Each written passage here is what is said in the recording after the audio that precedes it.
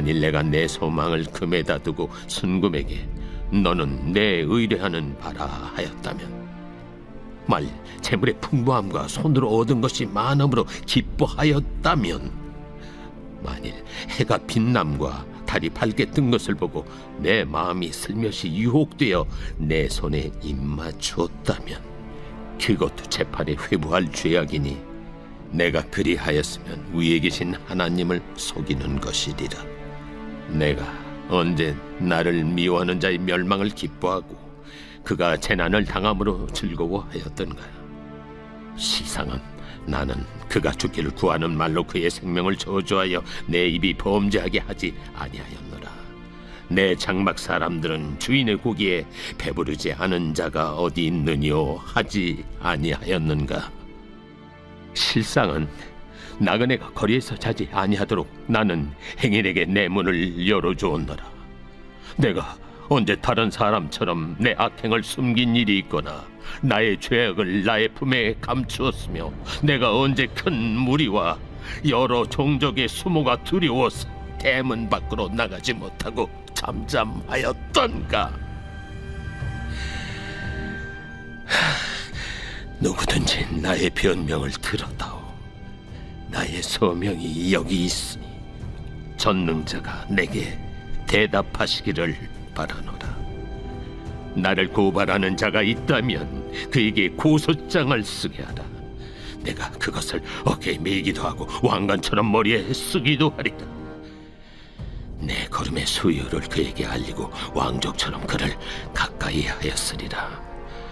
만일 내 밭이 나를 향하여 부르짖고 밭이랑이 함께 울었다면, 만일 내가 값을 내지 않고 그 소출을 먹고 그 소유주가 생명을 잃게 하였다면, 밀 대신에 가시나무가 나고 보리 대신에 독보리가 나는 것이 마땅하니라. 하고 욥의 말이 그치니라. 욥기서 8장 이 8절 말씀에 너는 내 시대 사람들에게 물으며 조상들이 터득한 일을 배울지어다. 조상들에게 물어라. 너희보다 먼저 살아갔던 선조들에게 물어라. 그러면 욥기서 8장 10절에 보면 그들이 너에게 가르쳐 이르지 않겠느냐.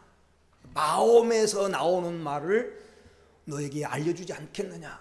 진심으로 물으면 가르쳐 준다는 것입니다. 그래서 성경 속에서 인생을 지혜롭게 살고 믿음으로 살았던 우리 믿음의 선배들에게서 배우려고 합니다. 우리 1월달과 2월달은 욥이라고 하는 사람에게서 배우려고 합니다. 욥은 배울 점이 참 많은 사람입니다. 하나님으로부터 최고의 찬사를 들었고 하나님의 자랑감이 되었던 사람이 욥입니다. 욥기서 1장 1절에 우스 땅에 욥이라고 하는 사람이 살았는데, 이 사람은 온전하고 정직하여 하나님을 경외하며 악에서 떠난 자더라. 성경이 욥에 대해서 이렇게 증언합니다. 욥기서 1장 8절에 보면 내가 내 종 욥을 주의하여 보았느냐. 그와 같이 온전하고 정직하여 하나님을 경외하며 악에서 떠난 자가 세상에 없느니라. 하나님이 욥을 그렇게 칭찬하고 자랑했습니다. 그래서 욥을 통해서 우리가 어떻게 신앙생활을 해야 되는지를 배우려고 합니다. 오늘은 세 번째 시간으로서 욥의 삶을 통해서 배우고자 합니다. 욥의 삶을 통해서 욥이 어떤 삶의 자세를 가지고 살았는가? 첫 번째는 바른 물질관을 가지고 살았습니다. 바른 물질관. 바른 물질관이란 두 가지를 의미합니다. 첫째는 물질에 소망을 두지 않고 살았습니다. 물질에는 힘이 있습니다. 돈만 있으면 호랑이 눈썹도 뽑아오고 돈만 있으면 귀신도 부린다고 하는 말이 있는데 돈의 힘, 돈의 이력을 나타내는 말이죠. 돈은 사람을 돋보이게 만듭니다. 별것 아닌 것처럼 보였는데 그 사람 돈 많대 그러면 달라 보입니다. 돈은 사람을 돋보이게 만들어요. 추리닝 입고 쓰리빠 질질 끌고 다니는데 돈 많대 그러니까 사람이 달라 보여요. 이게 돈의 이력입니다. 돈은 사람에게 평안은 줄 수 없지만 물질은 사람에게 편리함을 주고 우리 인생을 편하게는 만듭니다. 편하게. 돈이 있으면 편하게 살 수 있어요. 그래서 많은 사람들이 이 돈이 행복을 주는 것으로 착각을 하고 돈이 내 꿈을 실현시켜 주는 것으로 착각을 하고 돈을 의지하고 돈에 소망을 두고 살려고 하는 경향이 많습니다. 마지막 때가 되면 디모데후서 3장 1절에서 4절까지 보면 마지막 때가 되면 마지막 때 특징이 뭐냐? 잘못된 사랑에 빠지는 잘못된 사랑.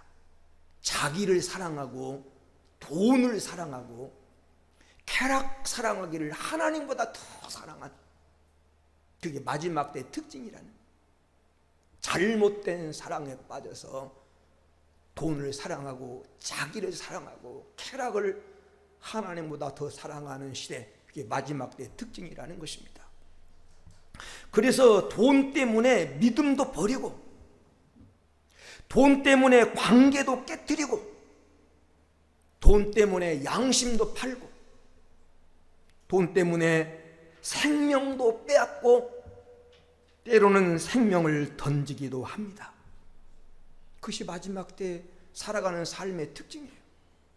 그런데 오늘 본문에 등장하는 욥은 물질의 소망을 두지 않고 물질을 기쁨의 대상으로 여기지 않고 물질 때문에 신앙이 좌우되지 않았다는 것입니다.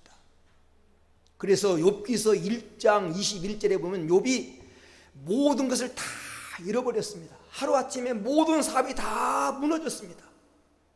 그 순간에 그의 인생이 무너지지 않고 그의 신앙이 무너지지 않고 주신 분도 하나님이시고 가져가신 분도 하나님이시니 하나님은 찬양을 받을지라고 그 순간에도 하나님을 찬양했습니다. 욥이 물질에다가 소망을 두고 살았다면 물질이 떠나갔을 때 그도 같이 무너졌을 겁니다. 욥은 무너지지 않았습니다. 오늘 본문 욥기서 31장 24절 25절 말씀을 표준 새 번역으로 읽어보면 표준 새 번역은 이렇게 기록하고 있습니다. 나는 황금을 믿지도 않고 정금을 의지하지도 않았다. 내가 재산이 많다고 자랑하지도 않고 벌어들인 것이 많다고 하여 기뻐하지도 아니했다 라고 욥은 그렇게 고백하고 있습니다. 황금을 믿지 않았다는 겁니다. 정금을 의지하지 않았다는 겁니다. 수입이 많이 늘어났다고 해서 그걸 자랑하지 않았다는 것입니다. 누가 한 말입니까? 동방의 최고의 부자라고 하는 욥이 하는 말입니다.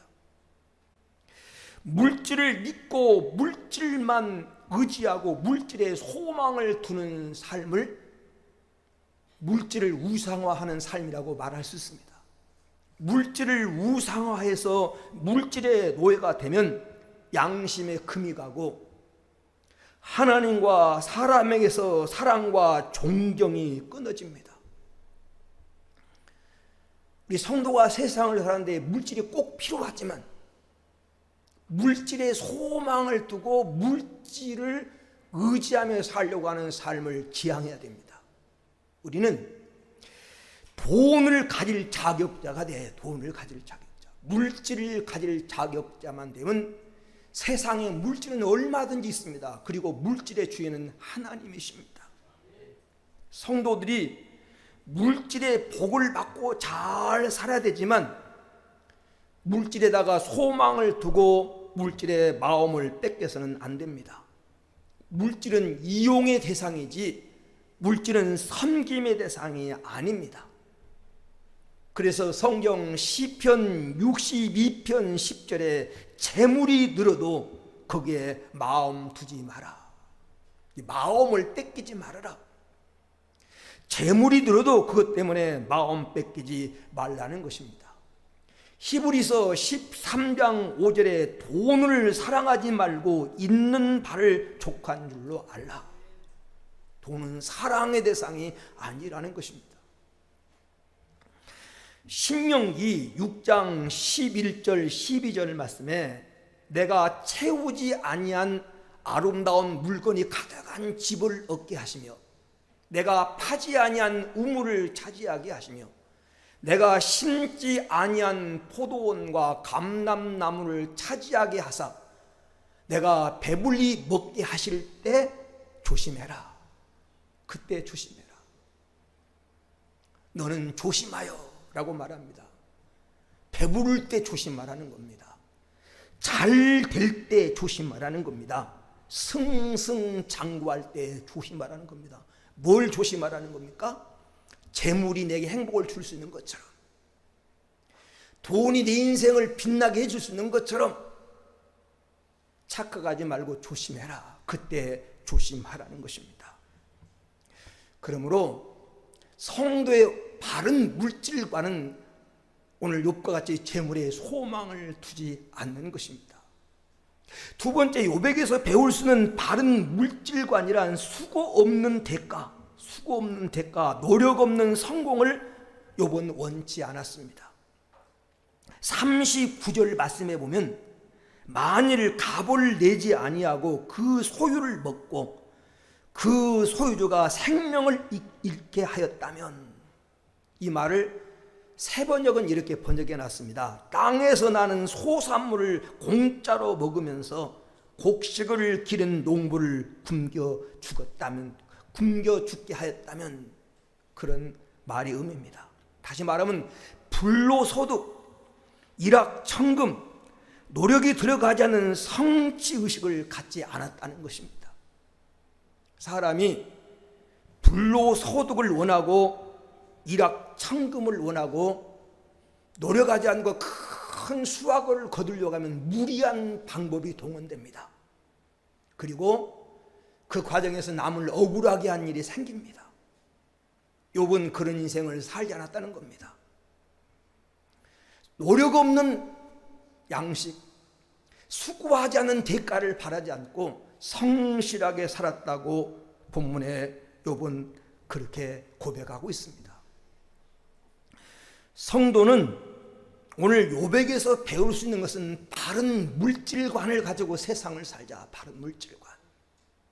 성도의 바른 물질관은 첫째로 내게 있는 모든 물질은 하나님께로부터 온 것임을 알아야 됩니다. 내 모든 물질의 주인은 내가 아니라 하나님입니다. 시편 24편 1절에 땅과 거기에 충만한 것과 세계와 그 중에 거하는 것이 다 여호와의 것이미로다. 그리스도인은 이 사실을 반드시 알아야 됩니다.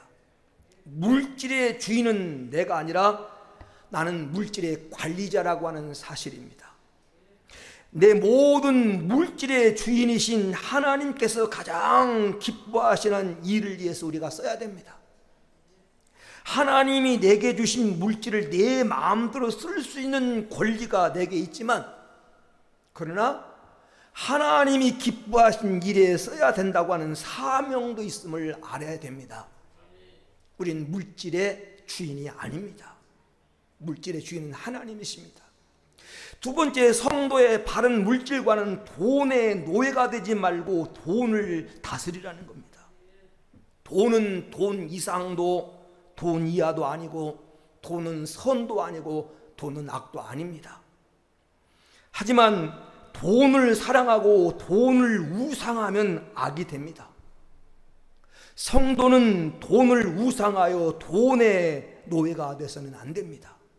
돈을 악용하지 말고 돈을 선용해야 됩니다. 선용. 디모데전서 6장 10절 말씀에 돈을 사랑함이 일만하게 뿌리가 되나니 이것을 사모하는 자들이 미혹을 받아 믿음에서 떠나 많은 근심으로서 자기를 찔렀도다 라고 이렇게 표현하고 있습니다. 돈을 사랑하는 것을 사모하면 믿음에서 떠나게 된다라는 것입니다. 돈의 노예가 되지 않게 해서 성도들이 돈의 노예가 되지 않게 해서는 몇 가지 자세가 필요합니다. 하나님 없는 물질을 추구해서는 안 됩니다. 하나님 없는 물질. 잠언 15장 16절에 가산이 적어도 여호와를 경외하는 것이 크게 부하고 번뇌한 것보다 나으니라. 하나님 없이 부자로 사는 것보다 하나님 가난하게 살아도 하나님을 경외하며 사는 것이 더 낫다는 것입니다. 하나님 없는 물질을 추구해서는 안 돼요. 잠언 22장 1절 말씀에 많은 재물보다 명예를 택할 것이요 금이나 은보다 은총을 더욱 택할 것입니다. 성도가 택해야 할 길, 하나님 은총 받는 하나님의 사랑 받는 길을 택하면, 그래서 영혼이 잘 되면 물질은 따라옵니다. 하나님 없는 물질을 추구해서는 안 돼요. 그래서 성도가 계명을 범하면서까지 하나님 말씀을 버리면서까지 돈 벌어서는 안 됩니다. 오늘 많은 사람들이 신앙과 생활이 딸릴 때가 많아요. 성경은 그렇게 말하지만, 하나님은 그렇게 살라고 말하지만 세상에 만만치 않다는 겁니다. 세상에 그렇지 않다는 겁니다. 그러면서 자꾸 세상 방법을 추구합니다. 그런데 하나님이 허락지 않는 것은 결코 내게 복이 되지 않아요. 하나님이 갖지 말라고 하는 것을 욕심내면 마침내 그것은 내게 복이 되지 않습니다. 그러므로 성도는 하나님 없는 물질, 하나님의 말씀을 버리면서까지 돈 벌려고 해서는 안 된다. 성경 디모데전서 6장 5절에 보면 경건을 이익의 재료로, 경건을 이익의 방도로 생각하면 마음이 부패해지고 진리를 잃어버리게 된다. 경건이 뭡니까? 신앙을 이익의 재료로만 생각하고 신앙생활에서는 안 된다는 거예요. 그러면 마음이 부패해지고 결국 진리를 잃어버리게 된다는 겁니다. 성도는 하나님 말씀 따라가야 될 줄로 믿습니다.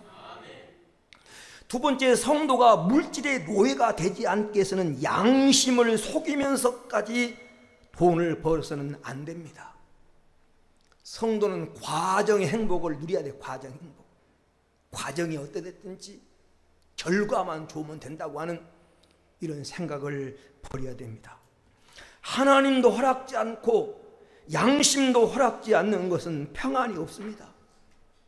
양심이 허락지 않는다고 하는 것은 불의한 방법이라는 것, 불의한 방법. 옳은 방법이 아니라는 것입니다.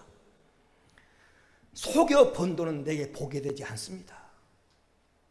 나는 돈을 벌어서 좋은데 그것 때문에 어떤 사람의 손해를 보고 어떤 사람의 가슴을 찌고 마음 아파한다면 그것은 정당한 방법이 아니라는 겁니다. 여러분, 잠언 10장 2절에 보면 불의의 재물은 무익하여도, 불의한 방법으로 버는 재물은 내게 무익하다, 유익이 되지 않는다. 예레미야 17장 11절에 보면 불의로 치부하는 자는 자고새가 낳지 않은 알을 품는 것 같아서 중년에 반드시 떠나겠고 필경은 어리석은 자가 되리라.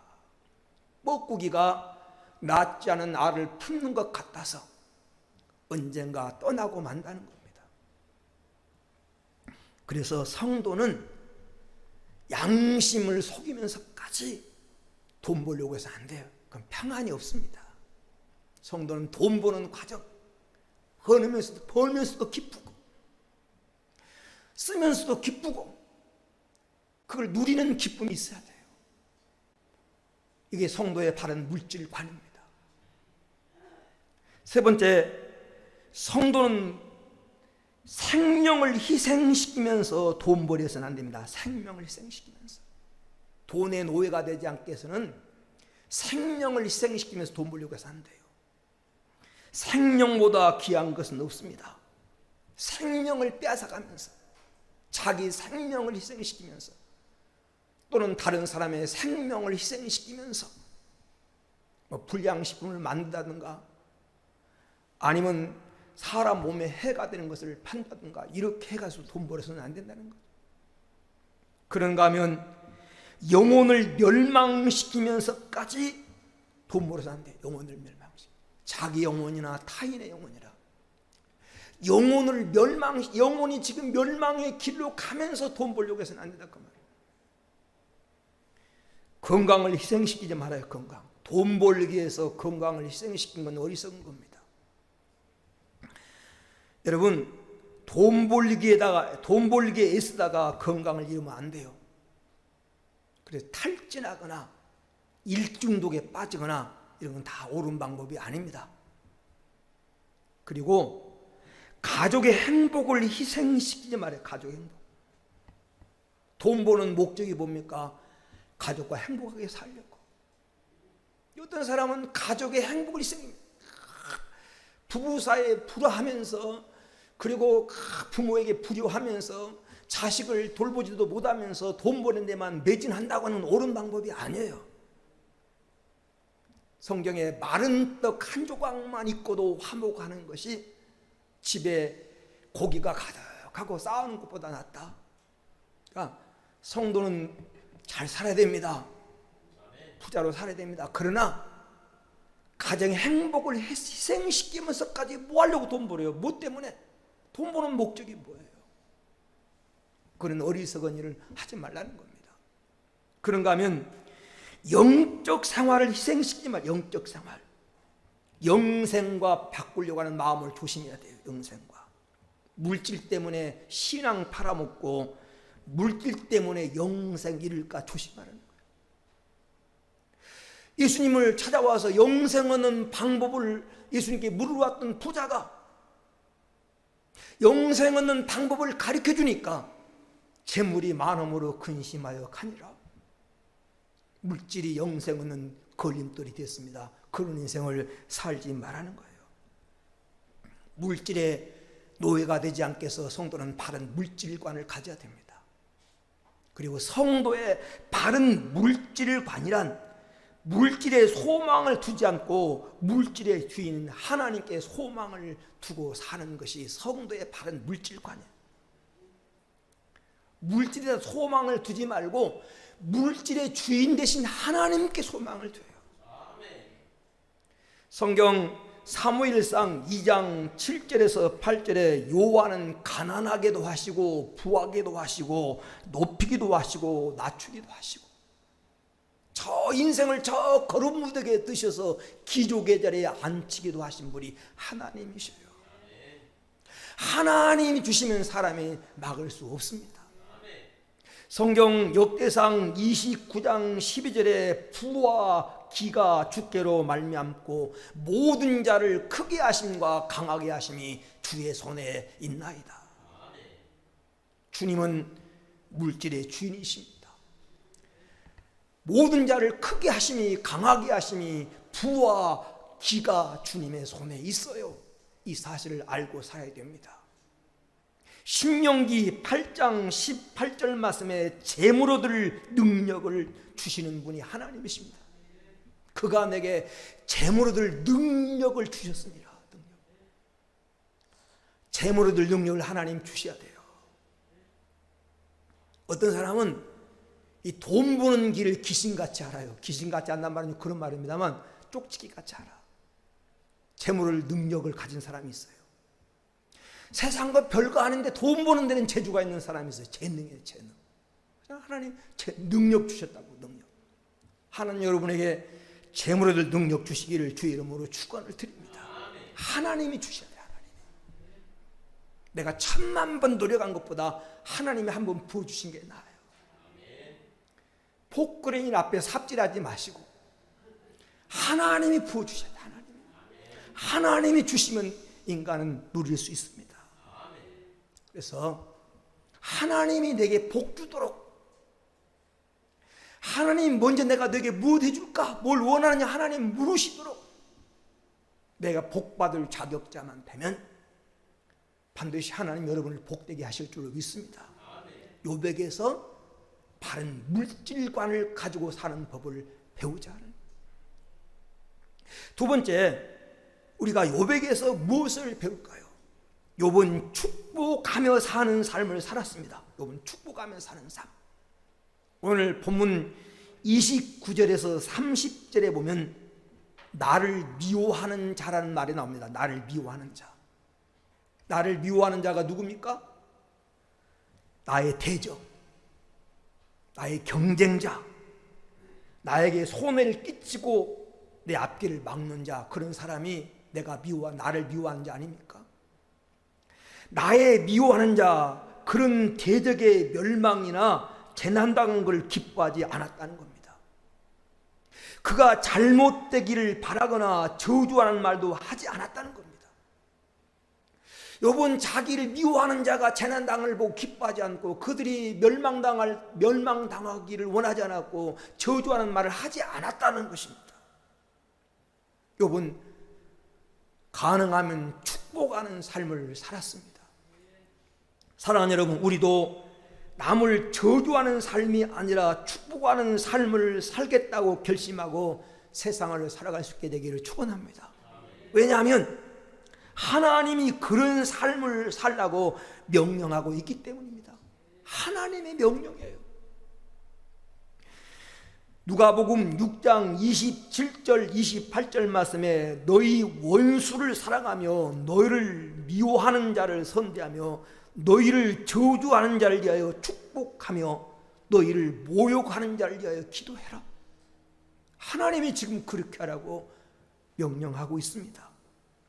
베드로전서 3장 9절에 악을 악으로 욕을 욕으로 갚지 말고 도리어 복을 빌라. 너희가 이를 위하여 부르심을 받았다. 이런 삶을 살라고 하나님 우리를 불렀다라는 것입니다.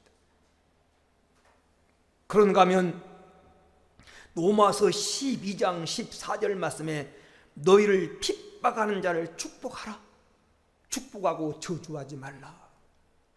성경 어디를 들춰봐도 하나님은 하나님의 자녀인 성도들에게 축복하는 삶을 살라고 말합니다. 욥이 그런 삶을 살았다고 하는 것은 하나님 말씀에 순종하는 삶을 산 겁니다. 왜 우리가 축복하는 삶을 살아야 됩니까? 우리는 복의 근원 되시는 하나님의 자녀이기 때문입니다. 하나님의 자녀. 자녀는 부모를 닮게 되었습니다. 하나님은 복의 근원이십니다. 우리에게 복 주기를 원하셔요. 복 주기를 원하신 하나님의 자녀인 우리도 하나님을 본받아서 모든 사람을 축복하며 사는 삶, 복의 통로가 되는 삶을 살아야 됩니다.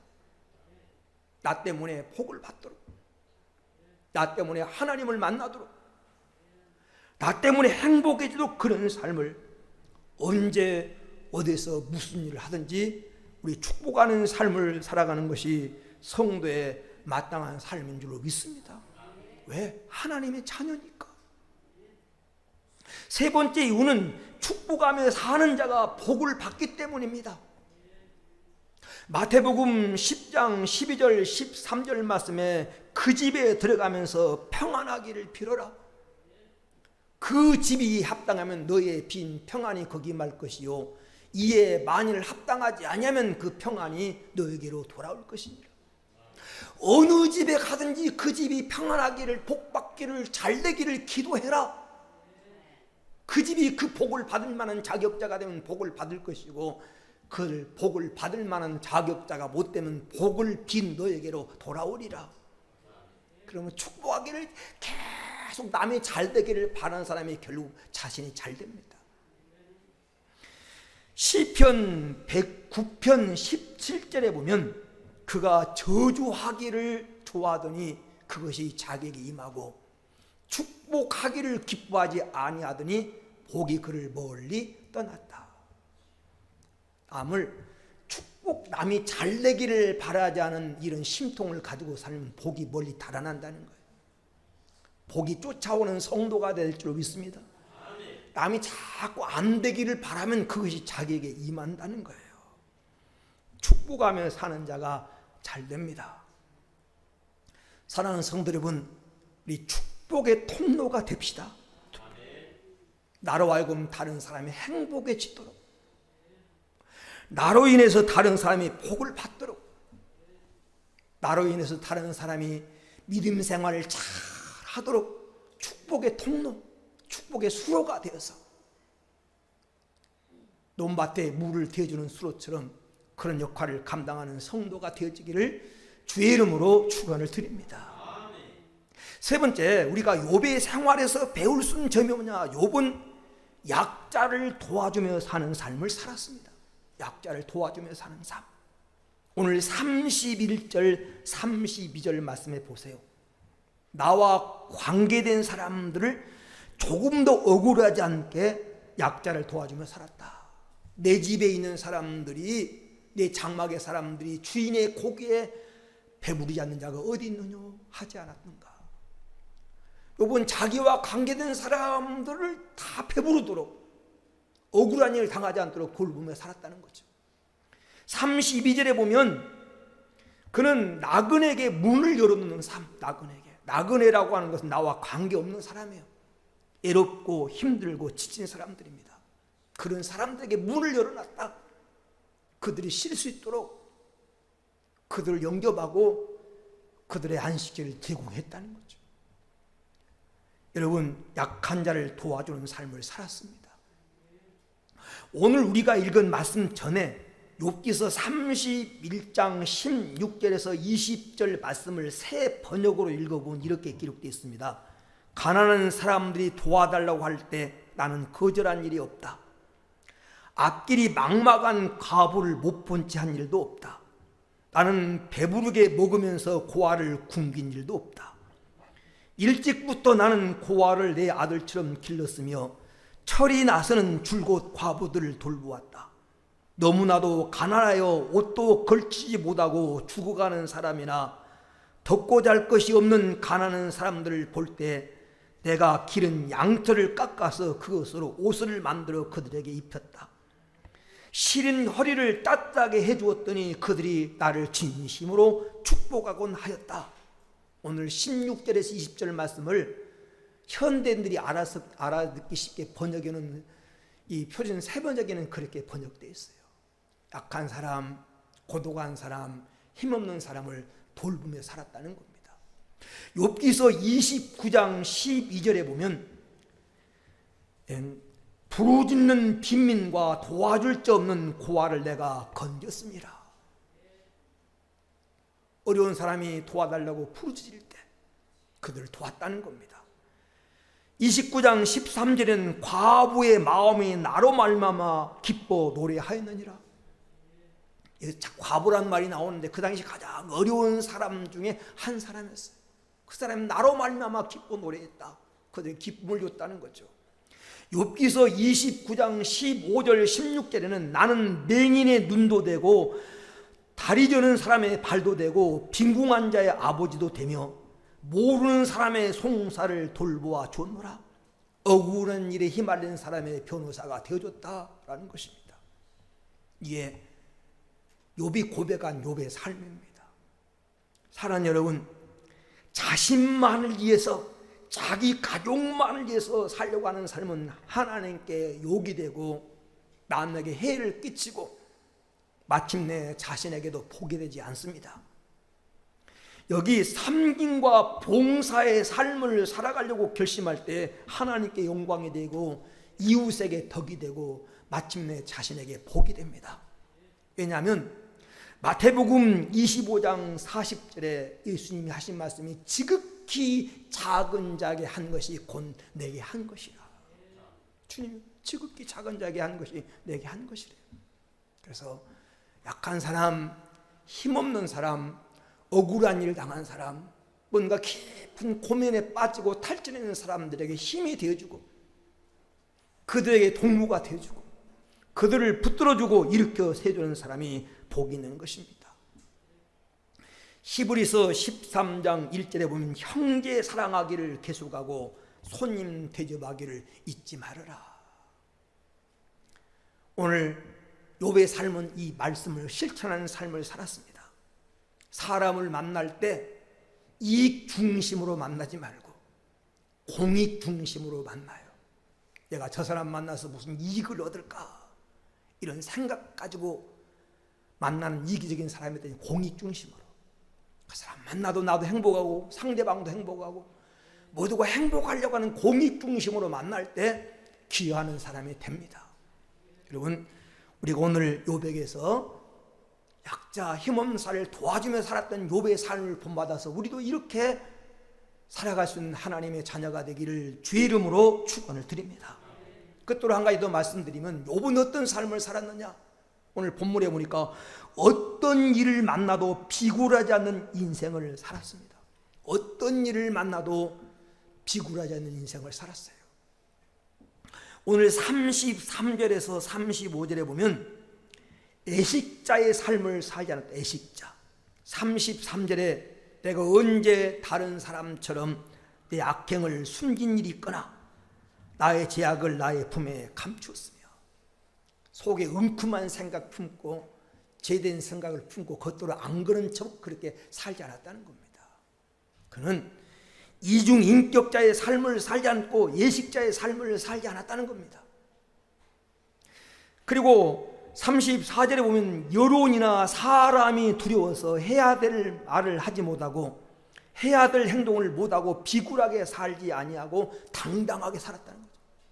내가 언제 큰 무리와 여러 종족의 수모가 두려워서 대문 밖에 나가지 못하고 잠잠하였던가. 이 말은 여론 때문에 사람 때문에 해야 될 말을 못하고 해야 될 행동을 못하고 그렇게 살지 않았다는 거예요. 당당하게 살았다는 겁니다. 당당하게.